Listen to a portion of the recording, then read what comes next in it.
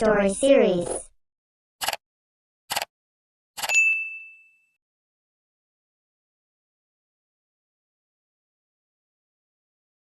Yumi Now Kiss the Bride.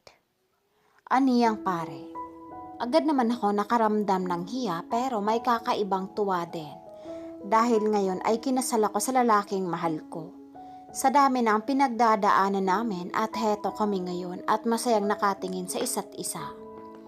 Hindi ko alam na talaga palang aabot pala kami sa ganitong sitwasyon. Ang akala ko noon ay hanggang doon lamang kami pero hindi pala. Dahil ngayon ay nasa harapan na kami ng altar mismo at nangako na aalagaan namin ang isa't isa. At magmamahalan kaming dalawa hanggang sa makakaya namin. Pumikit ako nang maramdaman kong naglapat na ang mga labi naming dalawa. Sinabayan ko ang gusto niya hindi bilang isang girlfriend, kundi bilang isa ng asawa. Napahawak ako sa likod nito nang mas lalo nitong pinalalim ang halika naming dalawa sa harap ng napakaraming tao. Nang magbitawan kami ay agad nagpalakpakan ng mga tao dito na bisita namin. Halos lahat ata nandito na.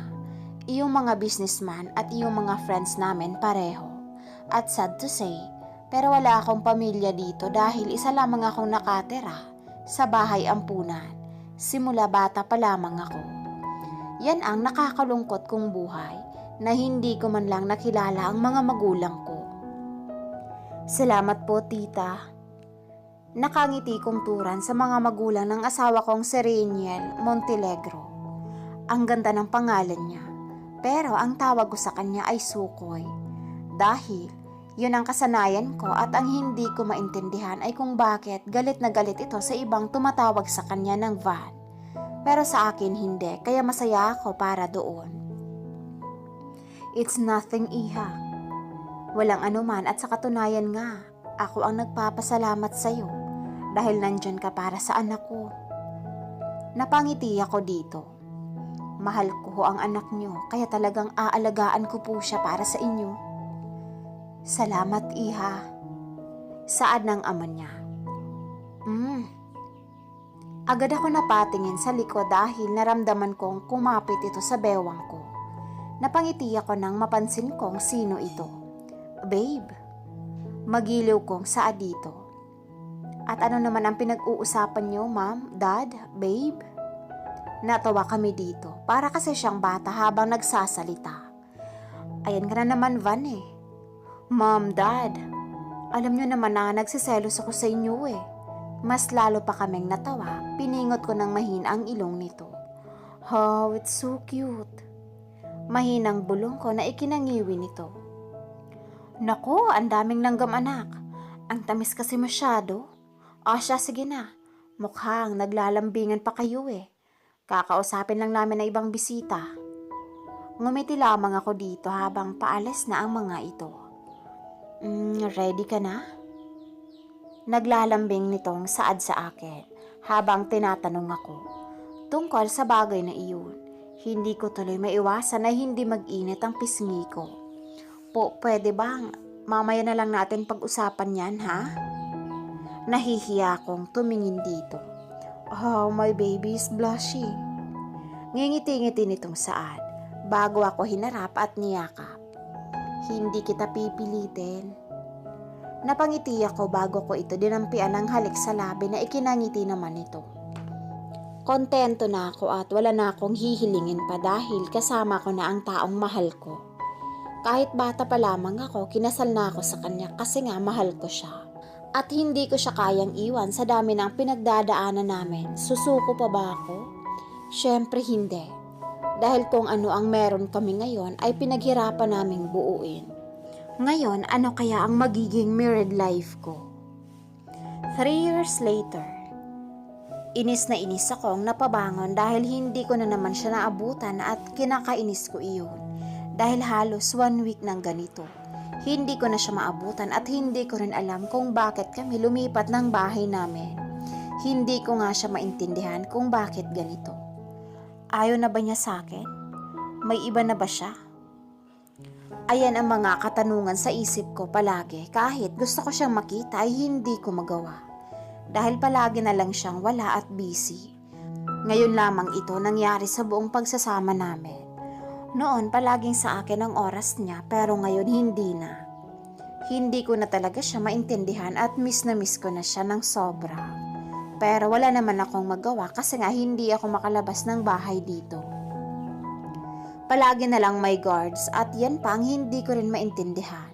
Simula nang lumipat kami dito sa bahay ay puro bodyguards na lamang ang kasama ko at sandamakmak na mga maids na dati naman wala at kaming dalawa lang. Pero ngayon, parang dumami na ang mga tao masyado. Lumabas ako ng silid namin para bumaba dahil nagugutom na ako. Binati na kaagad ako ng mga maids doon na ikinangiti ko din dahil iyong iba talaga ay nakakausap ko dito. Sila yung minsan na nalilibang ako dahil nandyan sila. Pero kahit ganun ay malungkot talaga ako dahil miss na miss ko na nga siya. Nakakainis siya. Bakit ba kasi ang aga-aga niyang umalis? Parang wala na ata siyang oras sa akin. Kumain na lamang ako at saka naligo nang matapos ako. Ganito lamang ang buhay ko. Halos wala akong ginagawa. Palagi akong ganito. Hindi naman niya ako pinagtatrabaho. Ayaw daw niya akong nahihirapan. At hayaan ko na lamang na siya na lang raw ang magtrabaho para sa akin at payag naman ako sa mga gusto niya. Nandito ako ngayon sa garden dahil gusto kong magpahangin dito sa labas. At malilim naman dito at maganda dito magpahangin. Dahil halos lahat ata ng place na gusto ko ay eto na ang presko. Habang nag-iisip ako, what if kung bisitahin ko si Van? Ngayon ko lang naman ulit siya makikita. Kakausapin ko na lang yung guards para makalabas. Nagtungo ako sa closet ko at nagsuot ako ng jean pants na high waist at saka nag-crop top ako na off shoulder. May dala akong bag habang pababa ako. Nang mapunta na ako sa may pinto ay hinarangan kaagad ako nito. Manong guards, pupunta lang po ako kay Sukoy. Kung gusto nyo, sumama na lang kayo para may kasama ako. Saad ko. Dito, nagkatingin na naman ito bago tumango. Napangiti na lamang ako at saka sabay-sabay kaming lumabas. Excited na akong makita siya. At saka ngayon ko lang ulit siya masosolo kaya lulubusin ko na. Pipilitin ko mamaya na sa akin lang ang atensyon niya. Nang makarating na kami ay sabay kaming pumasok ng guard sa elevator. Bumukas na ang elevator kaya kaagad ako nagtungo sa may pinto na itim dahil dito ang opisina niya. Napansin naman ako ng sekretarya nito kaya naman ay pinapasok ako at naiwan na lamang doon ang guard. Lumingalinga at kaagad ko naman itong nakita kaya kaagad akong napansin ito. Nang lumakad ako palapit dito, "Babe, anong ginagawa mo dito?" Takang tanong niya habang inaabot ang bewang ko tsaka ako hinila pa upo sa lamesa nito. Ikinawit ko ang kamay ko sa leeg nito. Miss na kita. Nakanguso kong saad dito. "Shh, I'm sorry. Busy lang ako pero ngayon na nandito ka, masasolo mo na ako." Tatawa-tawa ang ani nito at may ngisi sa mukha nito na ikinapula ng mukha ko. "Tumigil ka dyan, ibang sinasabi mo eh." Natatawa ko ding ani sa kamahinang hinampas ito sa dibdib nito. Naramdaman ko na lamang ang kamay nitong tumataas hanggang sa maabot niya ang dibdib ko. Mahinang pinisil iyon. Lumingalingan naman ako baka kasi may makakakita sa ginagawa niya. Maya-maya rin ay tinabig ko ang kamay nito at saka inirapan ko na ito. Ang ganitong bagay ay normal na lang sa amin dahil mag-asawa na nga kami. "Babe, ano ba? Ibaba mo ko." Halos pasigaw kong saad dito dahil binuhat ako nito at nakikiliti naman ako. Kaya gusto ko nang ibaba niya ako. Hindi ko gagawin yan. Mapangasar naman na saad nito at mas lalo akong iniyakap at binuhat habang papunta na kami ng kwarto. Nakaramdam ako ng hiya dahil nadaanan namin ang ibang kasambahay dito. Masaya ako dahil sa ginagawa niya kaso nakakaramdam pa rin ako ng hiya pag may nakakakita sa amin.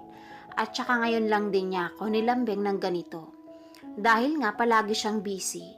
Parang naninibago ako dahil ang dami niyang oras sa akin. Pero masaya naman ako na nandito siya ngayon sa tabi ko, syempre. Sino ba ang hindi sasaya kung kasama mo ang taong mahal mo? Nang makarating kami sa kwarto ay ibinababa ako nito sa higaan kaya nakaupo na ako ngayon. Tumayo ako at niyakap ko ito. Ang saya-saya ko ngayon. Bulong ko dito. Naramdaman ko naman iyong kamay nito na pinapatahan ako. Na ikinangiti ko kahit kailan talaga ang bilis-bilis niyang pangitiin sa simpleng tapik lamang. Anong gusto mong kainin ngayon? Ipagluluto kita. Agad na nanlaki ang mga mata ko. Ipagluluto niya ba ako? Ipagluluto mo ko? Excited ko na tanong dito, umiiling-iling ito na natatawa sa itsura ko na parang bata. Oo naman, basta para sa'yo syempre ipagluluto ko ang babe ko. Napangiti ako at niyakap ito. Kasalukuyan kong pinapanood ito ngayon habang ito ay nagluluto. Hindi ko matanggal ang tingin at ngiti ko dito. Siguro kung nakakatunaw lang ang tingin, ay kanina lang siguro siya natunaw. Masaya kasi ako kaya ganito ako makatingin sa asawa ko. At saka akin naman na siya kaya okay lang na tignan ko siya habang buhay at isa pa ay gustong gusto naman niya na tinititigan ko siya. Kapag tumitingin ako sa mga mata nito parang nahihigop ako nito. Hindi ko alam pero siguro nga talagang in love ako sa asawa ko. Pero hindi sa lahat ng pagkakataon masaya ako. Ngayon lang ulit nangyari ang ganito. Kasi nga naging busy siya at iyon ang ikinalulungkot na minsan wala rin siyang oras sa akin. Naiintindihan ko pero nasasaktan ako. Napapaisip ako minsan ano bang ginagawa niya at bakit ganoon siya kapagod at busy. Minsan kasi umuuwi ito na pagod na pagod. Hindi na lamang ako nagrereklamo o nagtatanong. Dahil ayaw kong gumawa ng gulo. Ayoko kasi na dumating sa punto na magkaaway kami. Babe, agad ako napatingin dito. Bakit? Medyo nautal ako dahil sa kakaisip ko. What are you thinking? Lumapit ito sa akin at pinunasan nito ang kamay nito tsaka masuyong hinawakan ang pisngi ko. Agad kong hinawakan ang kamay nito tsaka ngumiti. Wala naman. Naalala ko lang yung mga nakaraan natin. Pagsisinungaling ko dito. Aish, ikaw talaga. Huwag mo nang iisipin yun. Saan naman ito at mahinang pinisal ang pisngi ko. Ngumiti naman ako at tumango dito. Nang matapos nitong magluto ay sabay na rin kaming kumain sa lamesa dito. At masasabi kong nag-e-enjoy ako sa mga niluto nitong pagkain. Talagang natanggal lahat ng lungkot ko. Heist, sana ganito na lang palagi, yung mabilis mawala ang lungkot ko at palagi ko na siyang kasama. Kasalukuyan ako nakahiga ngayon habang iniisip ko ang pwede kong gawin. Ngayon mag-isa na naman ako sa bahay. Wala kasi akong magawa. Hindi na rin ako sanay na palaging walang ginagawa dito. Wala naman kasing inuutos sa akin. Well, ako nga naman ang may-ari, alangan naman uutusan nila ako. Heist, minsan, di rin talaga ako nag-iisip. Tumayo ako at saka tumungo sa closet ko. Yayayain ko na lamang ang kaibigan ko na mag-lunch mamaya. Pipili na muna ako ng aking susuotin. Matapos kong mamili ng susuotin ay dumiretso ako sa banyo. Pagkapasok ko, ay sinara ko na kaagad ito at saka naghubad na at akmang ilalagay ko ito sa labahan nang may mapansin ako. Kinuha ko ang damit na suot ni Sukoy kahapon. May pulang nakalagay dito. Hindi ko alam kung ano ito pero may hinala ako. Isa ba itong dugo? Paano at kanino? Nagsimula na naman akong mag-aalala dito. Paano kung may sugat pala siya at di ko lang napansin? At saka kung may sugat naman siya saan naman ito manggagaling? May tinatago ba sa akin ang asawa ko? Agad ko na itong ibinalik at saka tumuloy na maligo na habang malalalim ang aking iniisip. Hello, Laura? Una akong sumagot dito.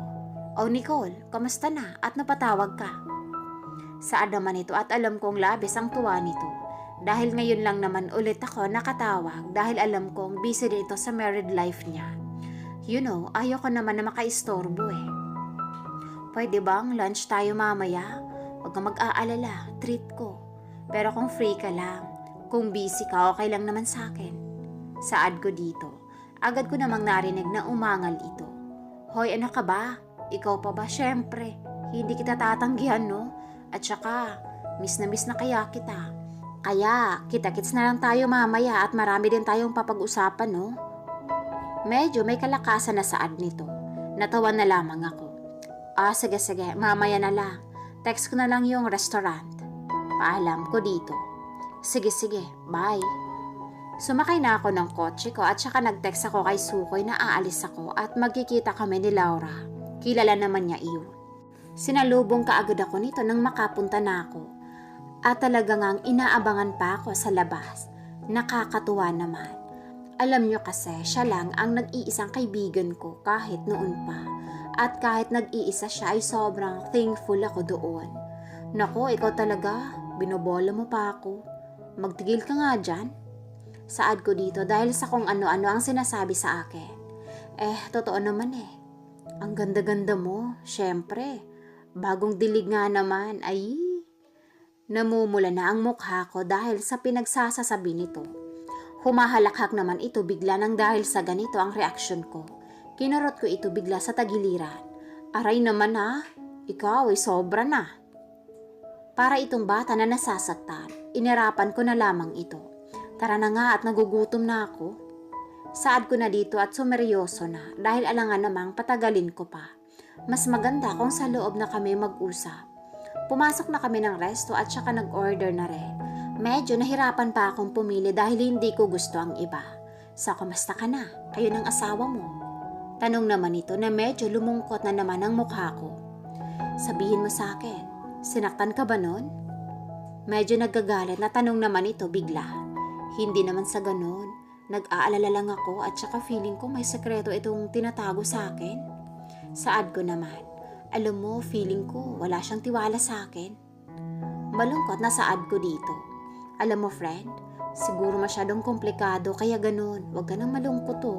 Kaya naman balang araw, masasabi niya naman yan o sa tingin ko. At huwag mong iisipin na wala siyang tiwala sa'yo. Pinakasalan ka nga niya eh. At saka, nasa'yo na ang lahat kaya huwag mong isipin yan. Pagpapagaan ito ng loob sa akin na ikinatutuwa ko naman. Kahit papano medyo gumaan. Ang dami ko na namang iniisip. Una, nag-aalala ako sa kanya. Pangalawa naman, feel ko wala siyang tiwala sa akin. Feel ko ang dami-dami niyang secret. Asawa naman niya ako pero bakit wala akong nalalaman? Mag-asawa na kami for 3 years at may mga pinagdadaanan na kami pero bakit parang wala pa? Parang normal lang kami at parang mag-boyfriend-girlfriend lang kami. Masaya naman ako kapag kasama ko siya. Nawawala lang ng pangamba at lungkot ko pero pag wala na siya bumabalik na naman. Here's your order, ma'am. Sabay kaming napatingin sa mga inihahandang pagkain. Ngumiti ako sa waitress. Salamat. Ani ko nang makaalis na ito. Sabay na nga kaming kumain habang nagkukwentuhan kami at nagkokomprontahan sa isa't isa. Sa sobrang haba ng pag-uusap namin ay hapon na ako nakauwi. Nag-shopping din kasi kami at masasabi kong nag-enjoy ako ngayong araw pero paano na naman bukas? Makauwi na ako ng bahay ay nagpalit agad ako at saka nahiga. Habang hawak-hawak ko ang cellphone at nag-scroll sa Facebook, isang masayang pamilya naman ang bumungad. Napaisip ako, siguro kung nandito ang mga magulang ko, magagawa din namin iyon. Pero wala mag-isa na lang ako. Puwera na lang sa bago kong pamilya ngayon.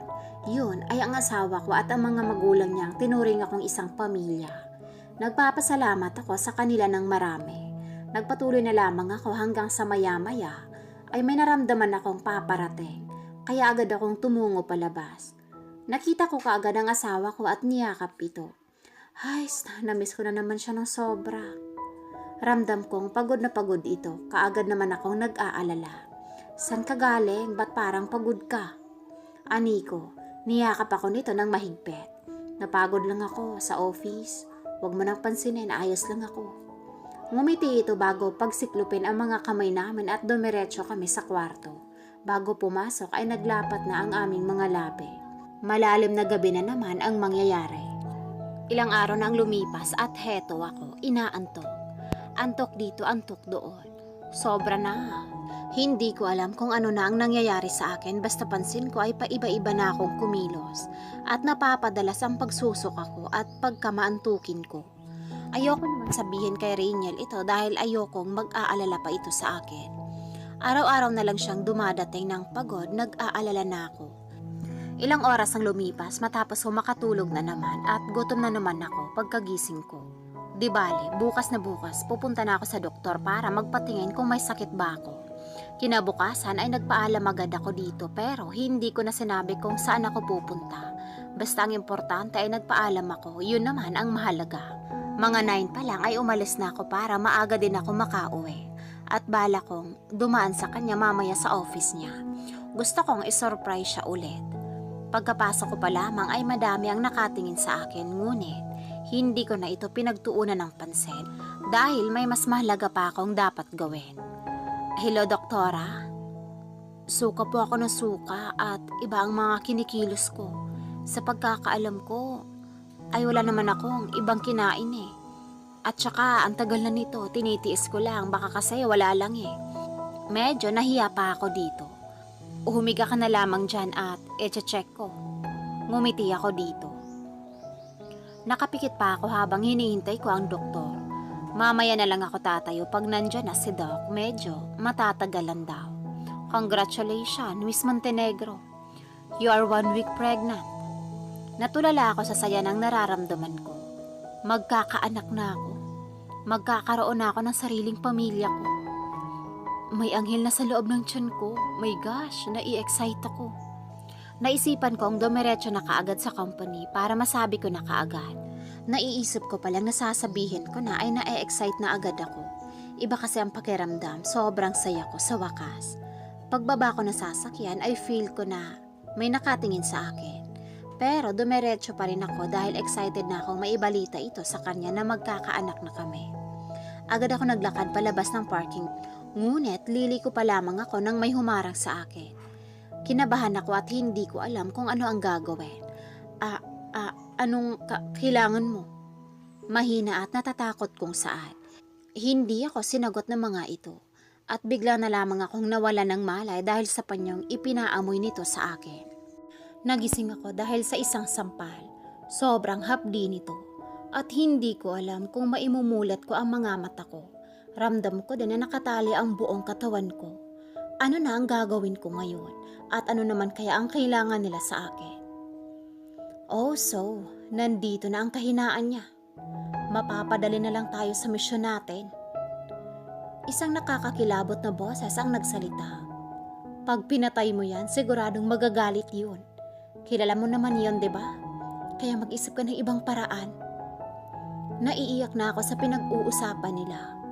Papatayin ba nila kami? Paano na ang anak ko? Bigla na lang ako nakaramdam ng sakit sa tiyan at ulo ko. Kinakabahan na ako baka may mangyari ng masama sa unborn baby ko. No, hindi pwede. Maawa na kayo, pakawalan niyo na ako. Nanghihingi kong awa dito, ngunit ngumisi lamang ito sa akin. Naaawa ba siya sa amin? Yung asawa mo ang sabihan mo, wag ako. It's payback time. Ngumisi na naman ito. Tuloy-tuloy na lamang akong napaluha. Ano na ang gagawin ko? Bigla na nila akong tinayo. Tinanggal ang tali at sinikmuraan ako ng mga ito. Napahiga ako, hindi ko na kinakaya. Ang anak ko. Tumigil na kayo. Pagmamakaawa ko pa. Pero hindi nila pinagtutuunan ng pansin at akmang sisipain ako sa tiyan ko pero agad ko na isinalag ang kamay ko dito. Napaiyak na lamang ako. Sobrang sakit. Tinakpan mo ang tiyan mo? Sabihin mo sa akin, buntis ka ba? Hindi ako umime, kaya ibig sabihin ay totoo. Wala na akong nagawa kundi umiyak ng umiyak at magmamakaawa habang paulit-ulit na sinipa ako sa tiyan ko. Alam mo bang ang asawa mo ay isang mafia? Well, hindi mo alam. Kasi alam mo, wala siyang tiwala kahit sa asawa niya pa. Huling saad nito, bago ako nawala ng malay, may nakita akong dugo sa hita ko. Please, hindi ko kakayanin. Isa pa ang pagiging mafia niya, hindi ko ito inaasahan. Nagising ako sa isang maliwanag, lumingalinga ako at nakakita ako ng batang babae na tumatakbo. Nakatingin ito sa akin at nakangiti. Animoy ako ang kinakausap. Ako nga ba? Ina, habulin mo ko. Masayang masaya ito kaya nawala lahat ng pangamba ko at saka tumayo. Bigla itong nawala. Nagpalingalinga ako. Anak, saan ka na? Kinakabahan na ako. Ina, hindi mo ako nahabol. Hinanap ko ang tinig na ito pero hindi ko mahanap. Nagsimula ng tumulo ang luha ko. Anak ko, bumalik ka na please. Pagmamakaawa ko dito. Naalimpungatan ako, isang panaginip iyon. Napatingin ako sa paligid, nasa isang hospital ako. Babe, you're awake. I'm sorry. Bigla ko na lamang naalala ang lahat at iyong tungkol sa kanya. Nagsimulang tumulo ang luha ko. Ang baby ko. Humawak ako sa tiyan ko. Buhay ang anak natin, right? Naiiyak kong tanong dito. Hindi ito umimik at lumuluha lang din. I'm sorry. Pagbabayarin ko sila sa lahat ng ginawa nila, I promise. Natulala na ako at hindi ko alam kung anong iisipin ko. Wala na ang anak ko. Wala na siya. Wala na. Sana. Dalawa na lamang kaming nawala. Kung kukunin din siya, bakit pa siya ibinigay sa amin? Ang unfair nga naman ng mundo. Naramdaman kong niyayakap ako nito pero umiiwas ako dito. Isa siyang mafia, marami na siyang napatay. Kaya ba ginagantihan nila kami? Kasi dahil sa kanya? Kasalanan mo ang lahat ng to. Tinago mo sa akin kung sino ka talaga. Naiiyak kong saa dito. Akala ko ba mahal mo ko? Pero bakit wala kang tiwala sa akin, ha? Babe, hindi sa ganun. Mahal na mahal kita, alam mo yan. Natakot lang ako. Please, patawarin mo ko. Hindi ko kaagad kayo naligtas. Umiiyak na din ito. Gusto ko muna makapag-isip-isip. Sa ngayon, gusto ko munang mapag-isa. Umalis ka na dito. Ayaw na kitang makita sa ngayon, parang awa mo na. Umiiyak kong saa dito. Babe, pag-usapan natin to. Mahal na mahal kita. Kung mahal mo ko, hindi mo ko tataguan ng sekreto. Humahagulhol ako. Umalis ka na. Buong lakas kong saa dito. Mahirap, masakit at hindi ko pa matanggap sa ngayon. Kaya sana maiintindihan nila iyon. Anak ko yun at yung sekreto pa, ang dami-dami na masyado. Kakaibang sakit ang nararamdaman ko iyon. Kaya kung may masasabi ako, kailangan na lamang niyang tanggapin iyon. Mahirap mawalan at mahirap ang hindi pagkakatiwalaan. Masakit sa parte kong iyon dahil ako ang asawa niya. Diba dapat ako ang may alam ng lahat, pero wala. Ibang-iba, sobrang baliktad ngayon. Mag-iisip na muna ako ng dapat kong gawin at desisyon ko sa buhay ko. Ilang araw ang lumipas nang hindi ko siya nakakasama at nakikita. Masasabi kong miss na miss ko na siya at kahit may nilihim siya sa akin. Hindi nagbago ang pagmamahal ko sa kanya. Kahit nawala ang anak namin, may galit pero nananaig pa din ang pagmamahal ko sa kanya. Gusto ko na siyang makita pero nangangamba pa din ako at saka hindi ko alam kung saan ako magsisimula kapag nagkaharap na kami. Ilang beses ko na siyang pinagtabuya, natatakot din ako sa magiging reaksyon nito. Paano kung magalit ito sa akin? At ayaw na niya sa akin kasi 2 araw nang hindi siya namimilit. Kinakabahan ako. Alam ko mahal namin ang isa't isa pero hindi rin naman maiiwasan ang pangangamba, diba? Pero isa lang ang paraan, kung mahal mo ang isang tao, gagawin mo ang lahat para sa kanya o para makapag-ayos kayo. Kaya tatanggalin ko ang kaduwagan ko at magkikipag-usap na sa kanya. Nawala man ang anak namin, asawa ko pa rin siya. Nagsinungaling man siya sa akin, sigurado ako marami siyang paliwanag na dapat sabihin sa akin. Dahil kahit na mahal ko siya, gusto ko pa ding ipaintindi niya sa akin. Diba, ganun naman kapag mag-asawa? Dapat naiintindihan nila ang bawat isa. At saka gusto ko ding umalis na siya sa pagiging ganoon. Maging businessman na lang siya at huwag nang maging isang mafia. Ang pagkakaalam ko kasi sa mafia, isang mamamatay tao kaya ayaw na ayaw ko sa kanila. Pero ngayon, napagtagpo kami at hindi ko na kasalanan na minahal namin ang isa't isa. Pasakay ako sa kotse ko nang may tumawag sa akin, ngunit di ko ito sinagot. Dahil gusto ko na siyang puntahan. Gusto ko nang magkaayos kami. Pagpasok ko maraming mga sasakyan agad ang nakita ko. Nagtaka ako anong meron ba't ang daming tao. Pumasok ako ng bahay at nagulat ako dahil nakarinig ako ng nabasa. Malakas ito. Ano ba Raniel Montenegro? Hindi ka na bata para magkaganyan. At kung nandito man siya, hindi niya magugustuhan niya ang ginagawa mo. Nagagalit na ina ang naririnig ko. Kinakabahan ako. Ayaw na niya sa akin. Nagsinungaling ako. Hindi na niya ako mahal. At isa pa ako ang may kasalanan kung bakit nawala ang unborn baby namin. Hindi ko kinaya, lumuluha na ako. Naririnig ko pa lamang ang basag niyang boses ay hindi ko na kinakaya. Tumuloy ako at doon ko siya nakita nakaupo. Gulong-gulo ang damit maging pati ang buhok. Nakatayo naman sila mama at papa, ang mga manugang ko. Babe, I'm sorry. Nagulat ako nang bigla itong lumuhod sa akin at kitang-kita ko ang sakit sa mga mata nito. Sinundan ko ito ng yakap. Nag-iyakan na kami. Naramdaman ko na nag-aalisa na sila mama at papa. I'm sorry, kasalanan ko ang lahat at hindi kita masisisi. Umiiyak na rin ako. Stop saying that dahil ako naman talaga. Wala akong kwentang asawa at ama. Dahil pinabayaan ko kayong mag-ina ko. Basag na basag ang boses namin pareho. Parehong nasasaktan, parehong umiiyak din. Inangat ang mukha nito, pareho ng akin. Tumitig ako sa mga mata nito at pinunasan ko ang mga luha nito. Huwag mong isipin na hindi kita mahal dahil mahal na mahal kita. At hindi ko kayang mawala ka sa buhay ko. Kaya nga nandito ako kasi gusto ko na magkaayos na tayo at kalimutan na natin ang lahat. Please, pwede ba yun? Ngumiti ako dito. Hinalikan ako nito saglit. Salamat. Sa kabila ng lahat ng nagawa ko, pinapatawad mo pa rin ako. Mahal na mahal kita. Nagkaayos kami, nagkaroon ng kapatawaran dahil nga mahal na mahal ko siya. At hindi ko kayang iwan siya. Kahit pa sabihin galit ako sa mga mafia, nananaig pa din ang aking pagmamahal. At natutuwa ako dahil matatag ako. Hindi lang pala ako, kundi kaming dalawa. Nagkaroon man ng sekreto na patawad pa rin. 3 weeks had passed. At ngayon, ipinapangako ko na hindi na ako magsisekreto sa asawa ko. Mahal na mahal kita at mas mamahalin pa kita kasama ang bagong magiging baby natin. Naglapatan ang labi namin.